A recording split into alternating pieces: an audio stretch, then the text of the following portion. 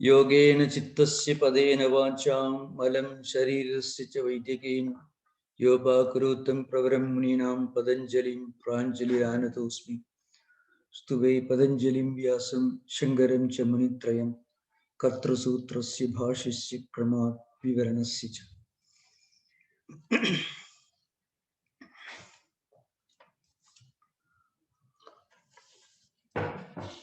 We are going to discuss the 8th and 9th sutras, is a continuation.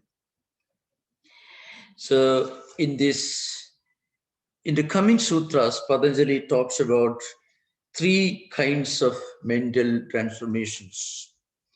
Transformation is called parinama in the language of Patanjali. One is Nirodha Parinama, which is discussed in the 9th sutra. And then Ekagrita Parinama, which is discussed in the 12th sutra. And then Samadhi Parinama, which is the lowest of the 3, discussed in the 11th sutra. So Patanjali has not arranged the sutra in a specific order, either ascending order or descending order. But it speaks a lot about the way we go through different emotions and feelings and experiences. And eventually, he also talks about, of course, we should know that in Patanjali's system, 3 types of samadhis are discussed. One is, of course, the samyama, that is dharana, dhyana, samadhi. The 6th, 7th, and 8th stages of the Ashtanga Yoga. Then there is samprajnata samadhi. Then there is asamprajnata samadhi. I mean, sabija samadhi and nirbija samadhi.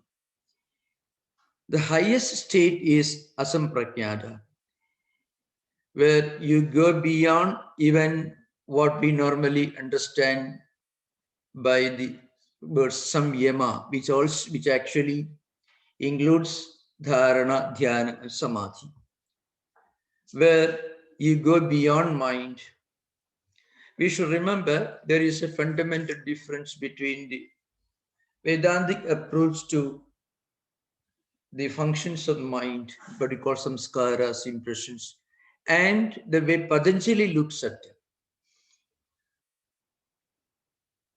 In Patanjali's system, the last stage is a stage which is called samskara sesha, where you transcend samskaras, but you do not completely eradicate samskaras. Complete eradication, complete destruction of samskaras is mentioned in the Vedantic, to be more specific, in the Advaitic literature. It's called Vasanakshaya in the language of post-Shankarite Vedantis like Vidyaranya and others. Now, the 7th sutra we already discussed actually, that is Trayam Antarangam Purvebhya. That is, this Trayam. Trayam here means this Samyama, that is Dharana, Dhyana, Samadhi, 6th, 7th, and 8th stage. It is internal. It is internal means it is closer to the highest spiritual goal in that sense. It is called Antarangam. I mean internal, closer to the absolute goal, the highest goal. The 8th sutra says Tadabi Bahirangam Nirbijasya, but this Dharana, Dhyana, Samadhi, this Samyama itself, which is actually Antaranga for some Prajnata Yoga, but it is only Bahiranga for the highest Asamprajnata Samadhi. That's the implication. Actually, we discussed this earlier. And we discussed this mostly, in the context of another sutra, where Patanjali emphasizes the point that everything should be done stage by stage. That is tasya bhumishu viniyoga. Means one should have completed the first stage before evolving to the next stage. The ninth sutra is very important. Vyuthana nirodha samskarayohu abhibhava pradurbhavu nirodha kshanachittanyaha nirodha parinamaha. This is the sutra, the ninth sutra. What it means is, Vithana samskara and nirodha samskara. The Vithana nirodha samskarayo means Vithana samskarasya nirodha samskarasya. So Vithana, what is Vithana samskara? To give an example, unpleasant memories, negative impressions, negative ideas that frequently emerge in our mind. I mean, they emerge in that sense, Vithana. The Vithana has got a different meaning in Vedanta, of course. It's a different thing. So here, what it means is negative tendencies, unpleasant tendencies, mostly from previous actions that we have done or we have somehow encountered, or some events that we were witnesses of, very witnessed in the past. So those memories, impressions will emerge in the mind. In fact, that's a serious problem. That's the first and most important problem and obstacle in meditative practices or any kind of spiritual practice. Whether not necessarily when you try to pray or meditate, but even when you try to read a good book, actually, read a sublime book, a book that is not sufficiently attractive to the senses, not very eye-catching, not very entertaining a book when we read or when you listen to a lecture, which is not very entertaining, not too much of comedy, we speak some very important spiritual truths. If we are not mentally ready, if our samskaras are not ready, we may feel a great distraction. We won't be able to focus on what we are listening to, what we are hearing, if our mind is not ready for it. And that's because negative tendencies, negative impressions, negative memories will emerge in the mind, will prevent us from focusing more and more or concentrating more and more what we are doing. This happens mostly when you try to pray and meditate. It could happen. So that is an example of Vithana. And what is Nirodha Samskara? Nirodha Samskara is good samskaras. Suppose we have given a lot of healthy food to the mind. What is healthy food to the mind? Just as when we eat bad food, the body falls sick.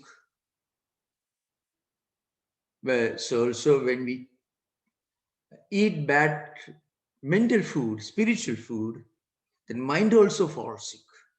And the sickness expresses itself in anxieties and worries and in the form of Vithana Samskaras, negative tendencies. We are not able to sit for a long time by praying and meditating or even reading a good book or listening to some great ideas. So what happens? Nirodha Samskaras are the positive samskaras, healthy samskaras, which we generate, the spiritual energies that we generate through Karma Yoga, through the practice of disinterested actions, prayers, meditations, participation in spiritual events, all will help us to generate spiritual energy and also to produce a lot of Nirodha Samskaras. So what this sutra tells you is Vyuthana Nirodha Samskarayohu Abhibhava Pradurbhavo. So Abhibhava means it is suppressed, defeated. Pradubhava means it rises. So if we really start practicing yamas and niyamas, etc., properly, as a very foundation, what happens is we are able to generate a lot of this nirodha samskara.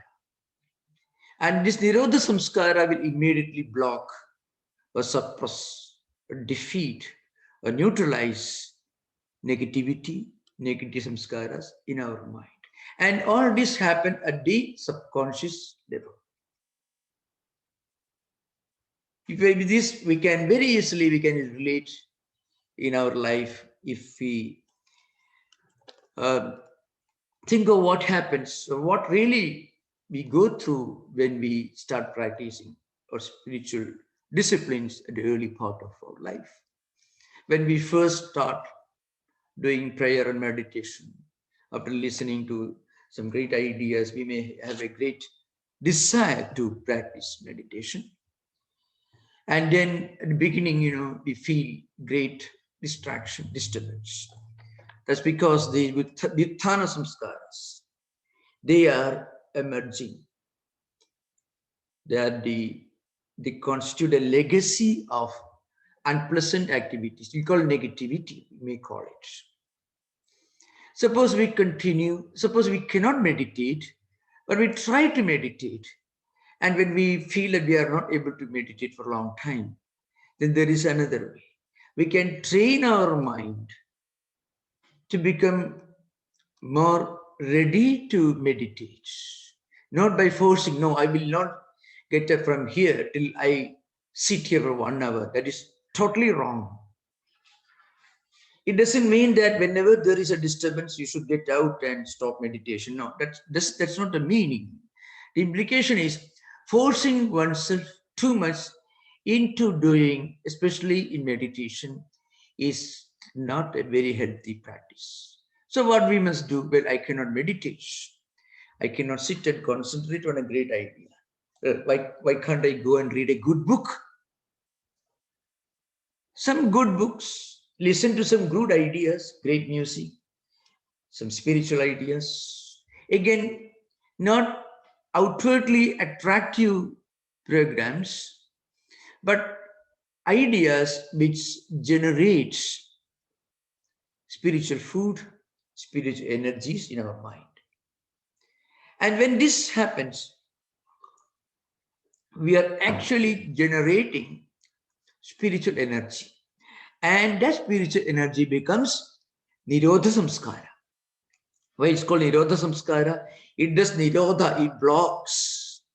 So when we continue practicing this, after some time, we find, well, a disturbing thought comes to you when you meditate. Immediately, a pleasant, healthy thought comes and blocks it. So you are able to sit, you are able to continue sitting for meditation for a long time. And this happens at the subconscious level. We can very easily happen. We can easily relate this in our own life. If you're in the habit of reading some, let's say, the stories, lives of great saints, spiritual personalities, or maybe spiritual literature, whatever religion you may belong to, any spiritual literature, or these practices will generate some memories, some impressions, and they get accumulated in the mental system, again subconscious level. And then suppose after some time you go and meditate, a disturbing thought comes. Immediately you can say, well, what about Buddha?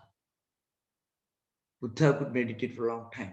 So I shall also try. You have read the lives of Buddha. You may have read the Jataka tales. You may have read some conversations, dialogues, verses from the Gita, or some great statements from the Bible, the Sermon on the Mount, the great parables, any tradition for the matter. So you can think of that. Immediately the negative tendencies, negative impressions are suppressed. So that's why it happens, this Vitthana Samskara, it goes through Abhibhava, means it is completely suppressed, defeated, put down, utilized by Nirodha Samskara.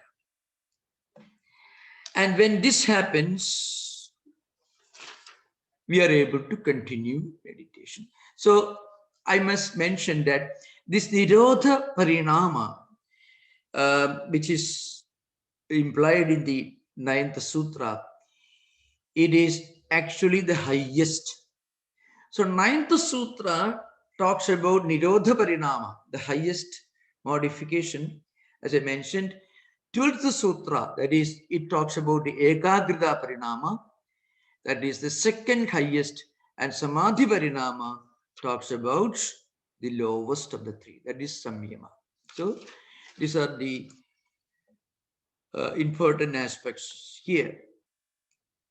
And then next sutra, of course, we have to, there is a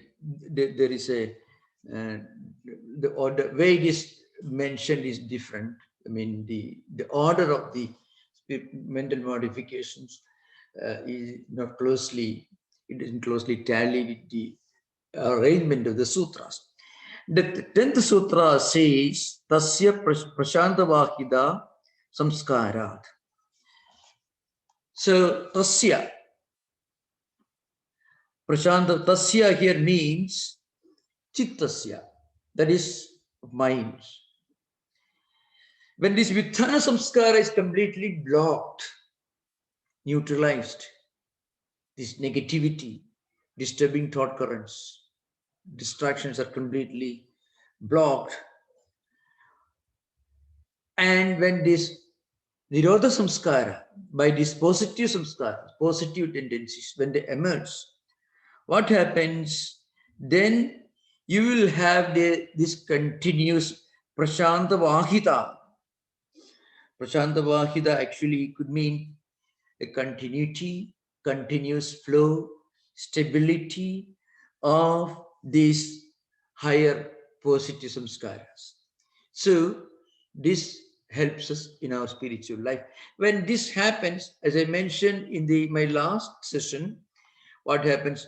We slowly get complete freedom from the normal obstacles that stand in the way of our spiritual practices. What are the normal obstacles? I mentioned they are called antarayas. They are mentioned not here, they are mentioned in the 30th Sutra and 31st Sutra. You can find there is a list of some of the obstacles that we normally face. That is Vyadhi, Sthana, Samsaya, Pramada, Alasya, Aviradi, Bhranti Darsana, Alabdha Bhumigatva, Anavasthitattvani, Chitta Vikshepaha, Tayantaraya. Actually, these are all Vikshepa, psychology. The psychology of problems, spiritual problem. That's what is discussed here. I mean, disease, language that is, some kind of a mental, physical illness, indecision, carelessness, sloth, laziness, sensuality, sometimes some kind of mistaken notion. It all happens because of the Vitthana Samskaras.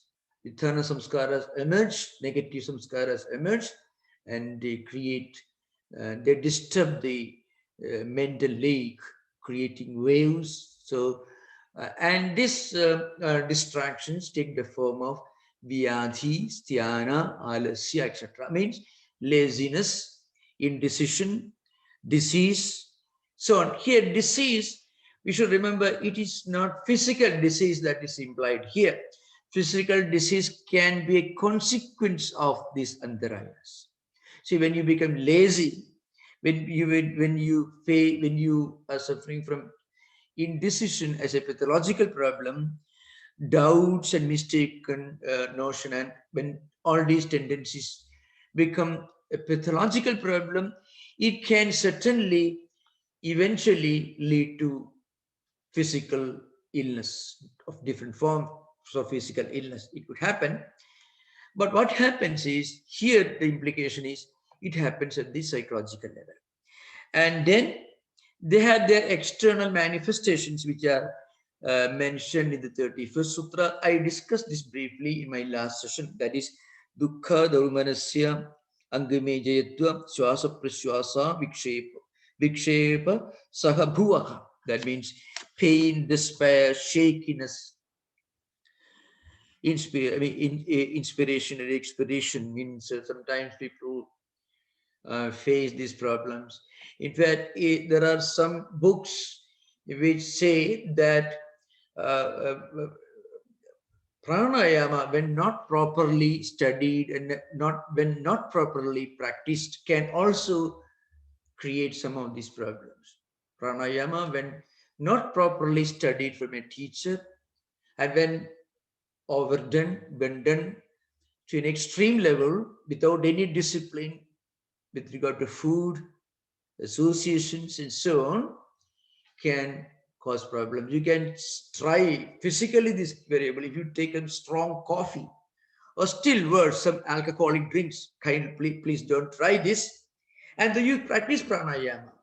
People will start facing, this flight of ideas, wavering, wandering mind, extreme excitement, manic excitement, which will inevitably followed by uh, melancholia or depression. This happens. So, what it says is yamas and the yamas should be properly practiced, and some of these problems mentioned in the 31st Sutra, which are external manifestations of nine antarayas mentioned in the 30th Sutra, they all can happen to people who overdo things or who do things in a very improper manner without going through any instruction from a teacher. That's the idea behind. And they all can directly or indirectly produce some kinds of vitthana samskaras. Now, what's the 10th sutra tells you, Tasya Prashanta Vahida Samskarat. I mean, when this Nirodha Samskara increases, then Vitthana Samskara gets completely neutralized, and then the mind, Chittasya Prashanta Vahida, the mind, Chittam, uh, becomes very, very peaceful, tranquil, and you feel a kind of inner serenity and peace. So that's the idea behind.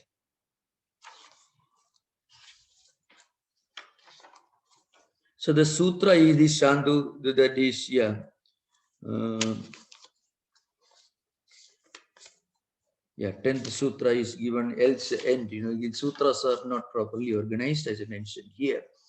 That is, Tasya Prashanta Vahida Samskarat. Because of the increase of Nirodha Samskaras, what happens by the transformation goes on without a break. So the Prashanta Vahida means here.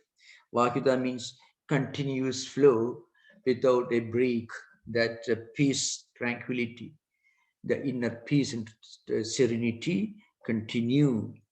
That's the idea behind. Of course, here, Vajaspati has got something very interesting to say. Tattwamayananda says, what he says, Vitthana, Samskara, Mala, Rahida, Nirodha, Parambara, Matra, Vahida, Prashanta, Vahida. This is Vajaspati. So Vajaspati is the author of Tattwamayananda. It's a well-known commentary. So Vajaspati explains this 10th sutra. In one context, what he says is Vitthana, Samskara, Mala, Rahida, Nirodha, Parambara, Matra, Vahida. So, Vitthana Samskara Mala Rehida. So, Mala is dirt or filth. What is the dirt and filth? Vitthana Samskara is called something to be removed, something to be eradicated, the filth and dirt of human mind. That is negativity, negative tendencies, and impressions and memories that emerge from the mind when you try to meditate. When, if not even meditation, which is certainly more subtle form of karma yoga, practice. Even when you have a strong desire to do something noble, something unselfish, something that's there's a lot of good to you and good to others. One part of the mind suddenly can block it. And that is an example of this Vitthana Samskara. Oh, I need not unnecessarily spend time, energy, and money for helping somebody. It's waste. So it's a negative thought current can emerge. But if you have read the life of Buddha, Christ, or Sri Ramakrishna, or Shankaracharya, if you have led life, if you have fed your mind, if you have given a lot of good food to your mind has already acquired a lot of good food. And that good food, that good associations, is one way of giving good food to the mind. Listening to great ideas is another way. These are different ways. Reading great books is another way. If you have done it, then immediately this selfish thought will be blocked. Nirodha Samskara will come and give a blow on his head. No, you tell your own mind you are becoming too selfish. That's totally wrong. So a higher mind, a higher personality emerges in our mind. And then what happens is this Vitthana Samskara, negativity, which is dirt and fit, be washed away completely. That's what Vajaspati says. So Malarahita is completely free from this Vitthana Samskara Malam. Means it's totally free from the dirt of mind. That is selfish thoughts. Then what happens? Nirodha Parambara Matra Vahida. Parampara actually means continuation, Parampara. Guru Parampara means a continuous succession of great teachers, disciples, and their disciples, which is called the Guru Sishya Prasishya Parampara in Sanskrit. A succession, a lineage of great teachers is Parampara. Parampara means a continuous process, continuation of teachers. It's called Vahida, it's a flow, unbroken flow. Matravahida Prashanta Vahida. What happens is we become totally free from impurities of Vitthana Samskaras. So according to this interpretation of Vajaspati in the Tattwamayananda, what it means is, Nirodha means the stoppage of all the vrittis. So sometimes, people like Vajaspati, they would tell you that this Nirodha Samskara is actually, it is Samprajnata itself. There are minor differences among the commentators, but after all, you need not be confused about it. But even reading these books itself is one way of generating Nirodha Samskara. To take interest in philosophy, higher philosophy, not philosophy that questions values and higher concepts.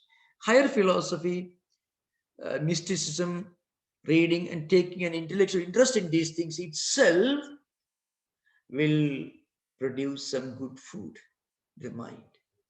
So that's why Vijnana Bhikshu says differently. He has a different interpretation, but he has given a different interpretation. According to him, Nirodha takes place not only during Asamprajnata, but also during Samprajnata. Of course, I'm not going to these different views. It could be slightly disconcerting for the beginners. Those who are interested, we can discuss later. So this is about the 10th sutra. Now let's see the 11th sutra. It's also actually very important. It's all continuation. 11th sutra, as I mentioned earlier, it actually talks about samadhi parinama, which is the lowest of this, lowest. Sarvarthada ekagrita yohu kshayodayo chittasya samadhi parinamah. So, sarvarthada ekagrita yohu. Sarvarthada ekagrita. These are two words used here. What is sarvarthada? Artha means, in Sanskrit, means objects. Sarva means everything. The natural tendency for the mind to go after everything. Whatever it sees, it becomes connected with. That is called sarvarthana. So it means viksheva, distraction, dissipation, confusion. Sometimes you may listen to something and then mind goes about wandering, and then you may try to identify yourself with that. Unnecessarily, wrong identification. So some time back in one of my talks long ago, I gave the example of this example of Sarvartha. We sometimes foolishly, wrongly identify ourselves with everything that happens in front of us. So I was thinking of a person, somebody was cooking in his kitchen and water was boiling. But this man had a lot of energy. See, so he was standing right in front of the stove. The water was boiling. Oh, water is boiling. How long it will take for the water to boil? And he was getting crazy, thinking too much about things which are absolutely of no use. Then a wiser man, an older man came. See, why should you worry about it? You need not stand in front of the boiling water, the stove. Even if you sit on an easy chair and start reading a newspaper, the water will boil. The water doesn't ask you to stand in front of it and show your concern, your anxiety for the water to boil properly. It's not asking you to participate in this act of boiling water. You just switch on the stove, sit on an easy chair, and watch the whole thing. Why should you worry about it? In a way, this is an example of sarvartha. Sometimes we unnecessarily become worried and concerned about things which are absolutely of no concern to us. So the mind goes after different objects. Artha means objects, sarva means everything. The natural tendency of the mind to experience is viksheba, distraction, dissipation, unnecessary identification with things without any necessity. It is called sarvartha. Now, this can happen frequently in our life. And then there is another experience, ekagrita. Ekagrita means the opposite of sarvartha, means you focus your mind on something steadily, not in everything. So if you're doing research, you're maybe scientist doing his work in a laboratory, concentration, where he is able to put his whole mind, all the what we call mental pratyayas are continuously focused on one object. That is called ekagrita. Agra means end, ega means one.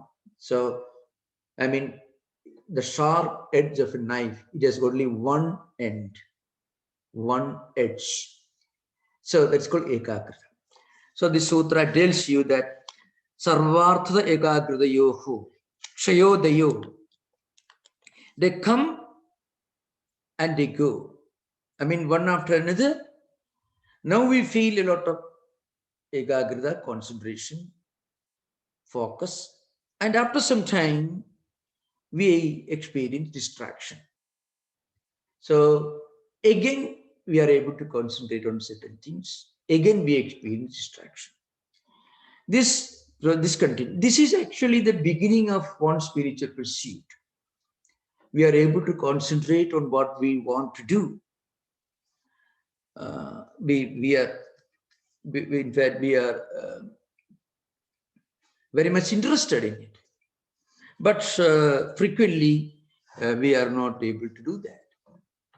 But sometimes we are able to concentrate with great focus. That is ekagrita. We may listen to a lecture, we may attend a prayer, we feel everything is wonderful, mind is fully concentrated. We go back to home and then we feel distraction, disturbance. Again, next day, again, when we come back to the prayer hall or when we listen to lecture, again, we feel the same focus, no distraction. and it comes and goes. That is sarvarthada degakrita. They come and they go. They emerge and they disappear. That's the idea behind. Now, this wavering, when it comes to an end, then what happens? That state is called samadhi. That is called samadhi state. Now, this is in yoga system, the lowest state of samadhi, lowest of the three. So we should remember this is the lowest. The highest is mentioned in the 9th sutra. What is the 9th sutra? Nirodha Parinama, where this higher Nirodha Samskara naturally, effortlessly, simultaneously blocks any emerging negative samskaras. This goes on without any effort on our part. This idea behind it. It goes on. We may not be aware of it.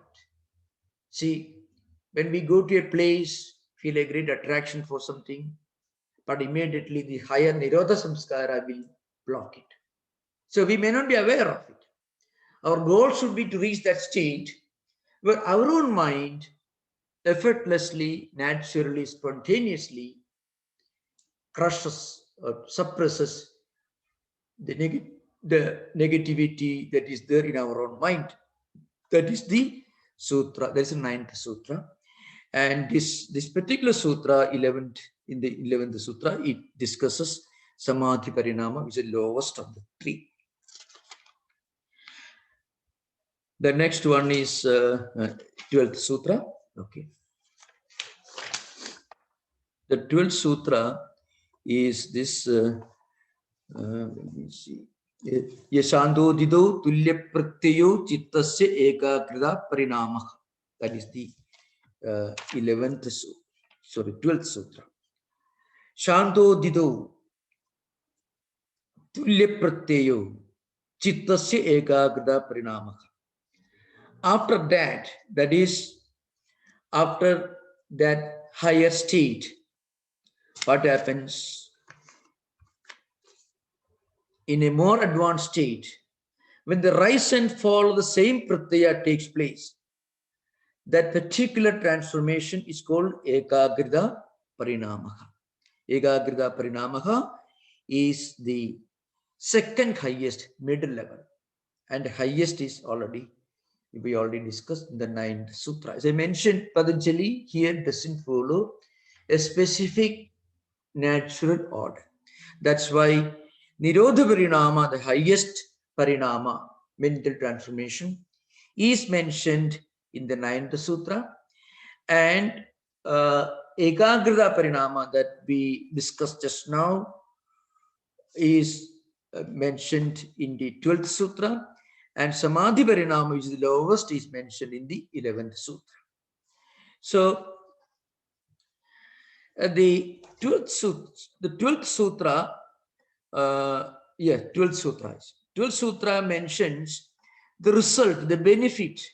That means what it says is, when we reach this state, then we will be able to do whatever we want to do. We will be able to do with great enthusiasm, great energy.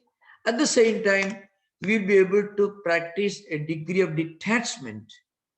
It means you do your best with full concentration, with full efficiency and effectiveness.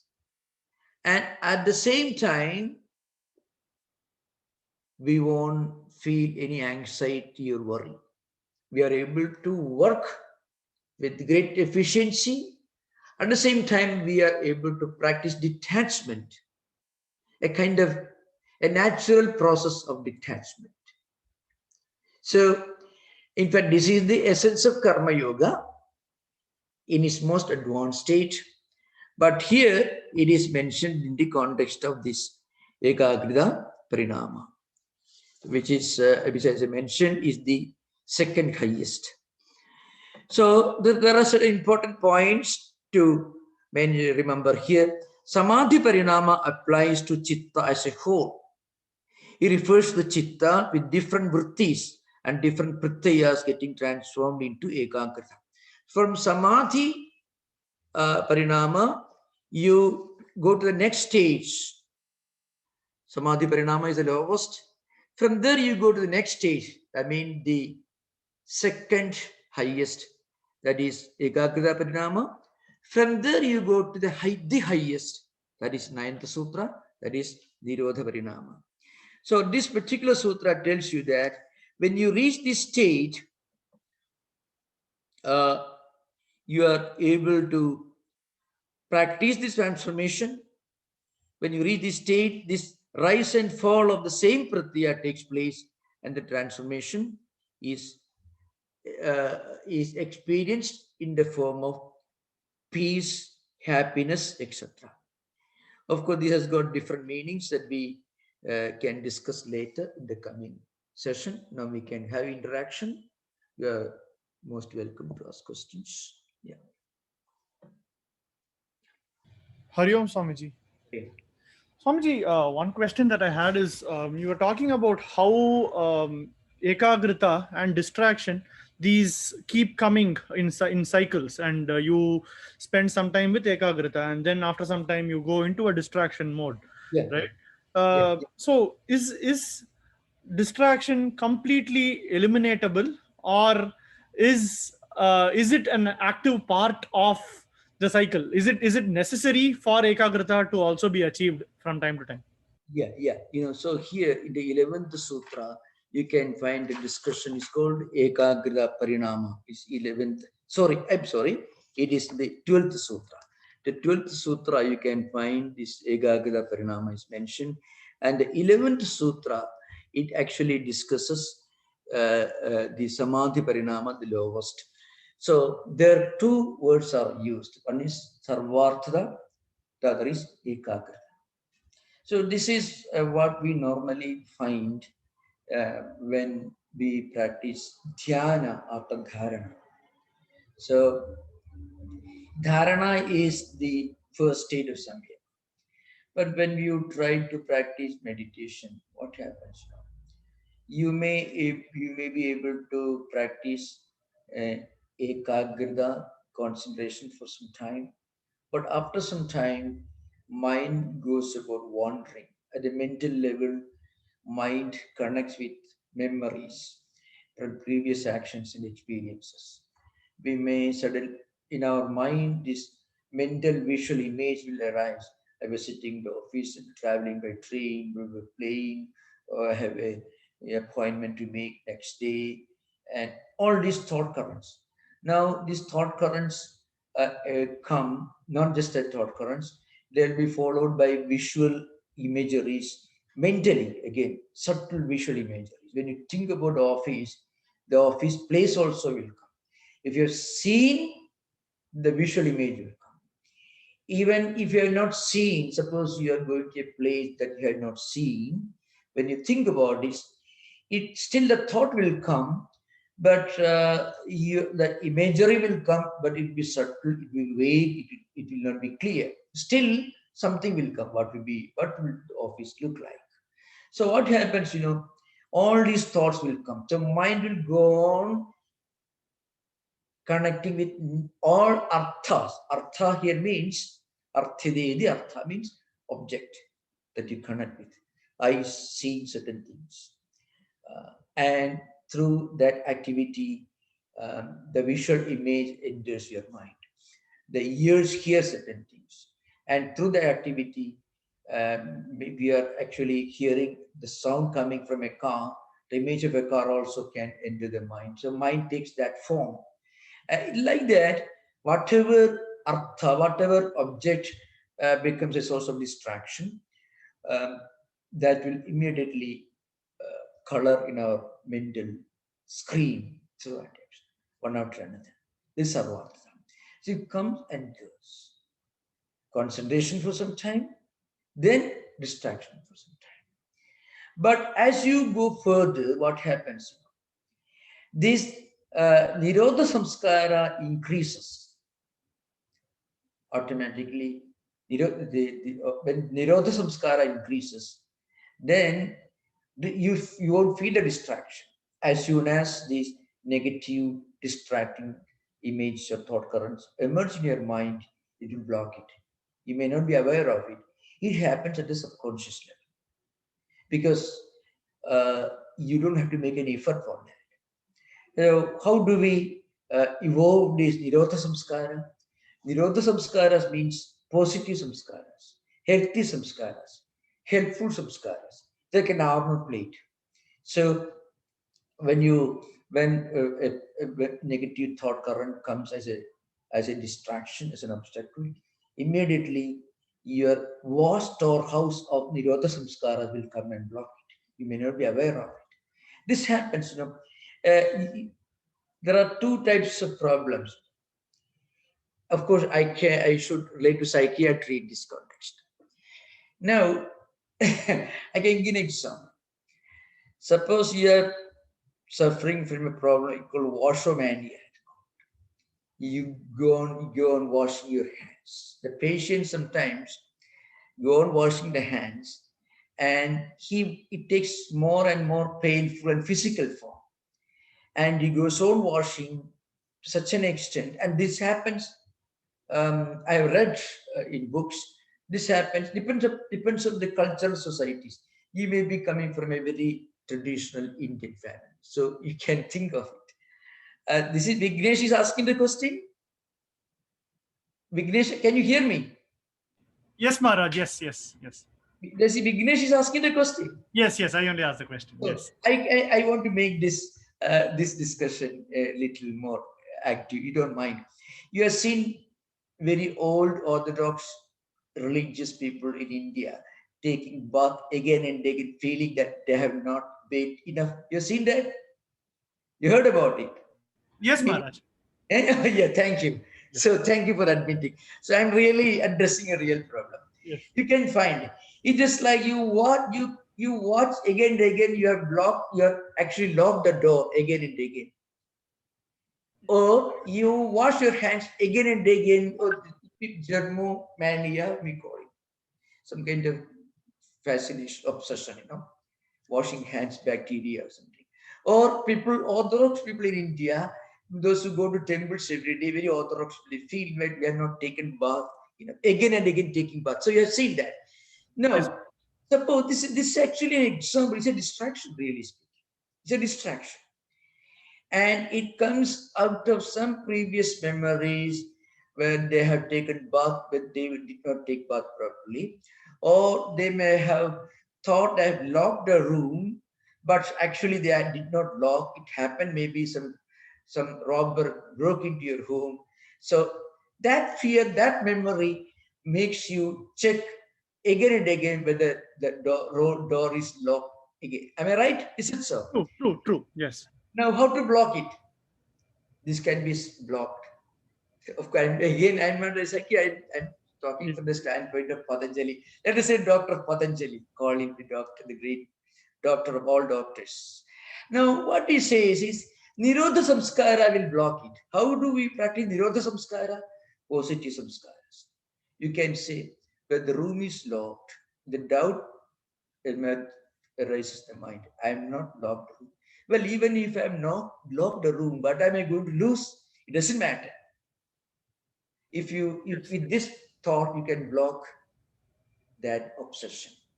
So, yeah. So, Maharaj, then is it fair to say that in some sense, the negative OCD, which you are already having, is being replaced with a positive OCD? So, you're actually having some sort of samskaras which guide you and which you keep going back to, but these are more positive than negative now. As I mentioned to you earlier, I mentioned to you earlier, Patanjali's system doesn't think of um, total eradication of samskaras. Samskara shesha. The purpose of Patanjali system is to burn your samskaras, like the way you burn seed.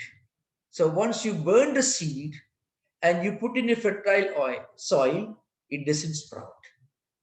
So these samskaras can be totally, completely neutralized. They can become totally ineffective. they will not produce any negative vrittis, vasanas, or samskaras when you neutralize it. So this Nirodha Samskara is one way of reaching this particular goal. As I mentioned, Nirodha Samskara is the highest. When you reach that stage, automatically your wrong ideas or obsessions that emerge in the mind will be automatically blocked by the Nirodha Samskaras.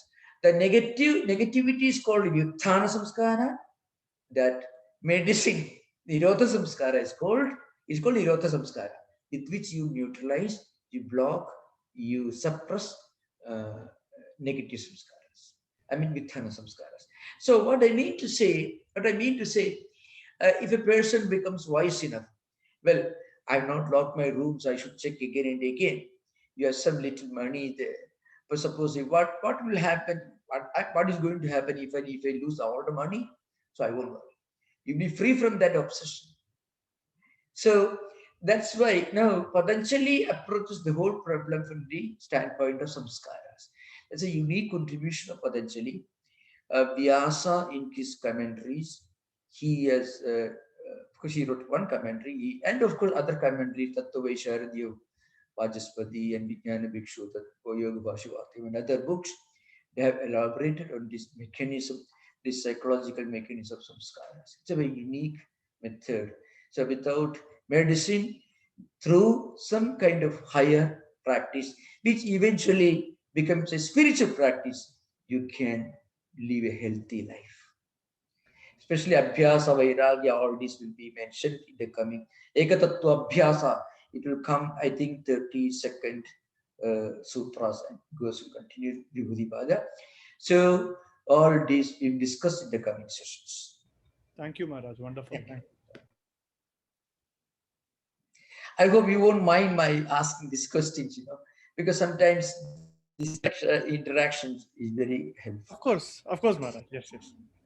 Many phobias and many obsessions can be neutralized, can be remedied, cured by applying some of Patanjali's principles, especially at their earlier levels, but not when they become advanced or complicated, but the early level, many of these problems can be overcome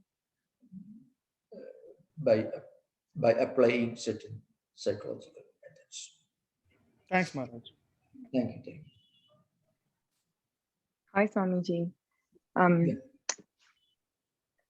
You talked a bit about the natural state of detachment at the higher levels, and I'm curious to understand what some practices or principles to practice detachment in day-to-day life, for example, in our job, that we can do now before we get to the kind of higher state where there's a natural state of detachment.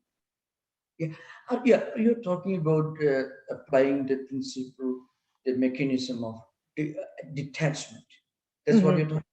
Yeah. So I'm mentioning, if we can do our best with all our concentration, enthusiasm, and efficiency, at the same time, if we can practice detachment, the advantage is we'll be able to do whatever we are doing very efficiently, very effectively. At the same time, we won't feel any anxiety or any worry. So, of course, it cannot be practiced all of a sudden, but we can be sure that when we do our work, whatever work we are doing, with full efficiency and concentration, the work will be really effective and successful. So there is no room for any anxiety and worry. So, but still we can say, well, still all these things will come and go. So this is a principle of Vedanta. The Vairagya aspect, Paravairagya, all these, the relative renunciation, the absolute renunciation, the detachment, different levels are discussed in the Yoga Sutra literature. But in Vedanta, especially Advaita Vedanta tells you that everything about this world in which we live, And all that we do in our everyday activities, even the most successful achievements, uh, all belong to that category of the relative. I mean, the non absolute, the non eternal, the impermanent. That's what Vedanta says, Advaita Vedanta. It's a fact, actually. It's a fact. That's why I say the Advaita Vedanta in reality is pure, simple common sense in real life. It's a fact which everyone knows. Even a primary school student knows that everything that you accumulate in life will one day disappear. At least we are going to disappear one day or other. So naturally, all these things won't be with us. It's a fact. But the point is, we frequently forget it. A crematorium manager, every day he sees the dead body being pushed to the tube, becomes ash, becomes gas. Still, when he returns home, he thinks his body is going to be there till eternity. Not as a principle, but we frequently forget the relativity, the changeability, the impermanence of these worldly things. In that sense, I'm talking. Now, if you can actually remember this obvious fact, this totally indisputable fact that everything in this world, including wealth, job, all these things are impermanent. If you can remember, now this is, you don't have to be a philosopher, you don't have to be a Shankaracharya to understand Advaita Vedanta as pure common sense. It's a pure common sense. So Vedanta in its simple form is a fact of our life, it's a physical fact, not a philosophical concept, it's a physical fact. So if we can always remember this obvious truth that we frequently forget, that's Vedanta. So we forget, so we go through all these concerns and worries and problems, and we are not able to practice detachment. Once we remember the obvious fact that everything is impermanent, then we won't be obsessed with that. And that absence of obsession is called detachment. Detachment doesn't mean indifference, negation, or giving up anything. I mean understanding the obvious reality that everything is impermanent. That's all. That's a Vedanta is pure, simple common sense. If you want, you can call it spiritual common sense. Maybe more correct, accurate way of describing it. So thank you for all these questions. So we hope to meet you next Sunday. Om Shanti Shanti Shanti Harihi Om Tat Sri Ram Krishna Namaste.